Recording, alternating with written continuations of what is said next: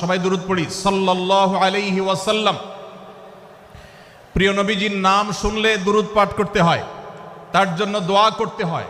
কারণ আল্লাহর হাবিব সাল্লাল্লাহু আলাইহি ওয়াসাল্লাম তার সমগ্র জীবনকে যে কষ্টের মধ্যে পার করেছেন, তার সমগ্র জীবনকে উৎসর্গ করেছেন, তা আপনার আমার হেদায়েতের জন্য, গোটা বিশ্ব মানবতার মুক্তির প্রয়োজনে।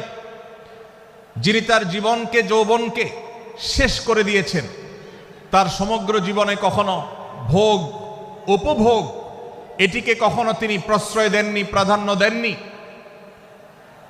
দিনাতিপাত করেছেন অত্যন্ত কষ্টের সাথে, শত সহস্র বাধার সম্মুখীন হয়েছেন, শুধুমাত্র কিয়ামত পর্যন্ত আগত সকল মুসলিম নরনারীর কাছে যেন কোরআনের বার্তা পৌঁছে যায়, সবাই যেন হেদায়েত প্রাপ্ত হয়ে যায়, সবাই যেন মুক্তি প্রাপ্ত হয়ে যায়, সবাই যেন জান্নাতি হয়ে যায়, সবাই যেন জাহান্নাম থেকে মুক্তি লাভ করে।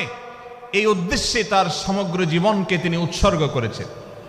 আমাদের হেদায়েতের জন্য, আমাদের কল্যাণের পথে আহ্বানের জন্য, আমাদের জান্নাতে নেওয়ার জন্য, যার সমগ্র জীবনে কখনো ভোগ উপভোগকে প্রশ্রয় দেননি, কষ্টে নিপতিত হয়েছেন।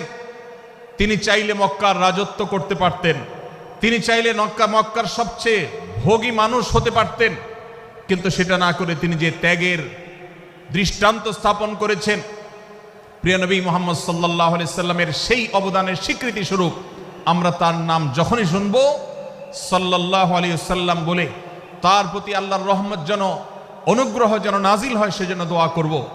আল্লাহ তাআলা তার হাবিবকে রহমত এমনিতেই দান করবেন। আপনি আর আমি তার জন্য রহমতের দোয়া করার মধ্য দিয়ে আমরা সৌভাগ্যবান মানুষের কাতারে শামিল হতে পারব।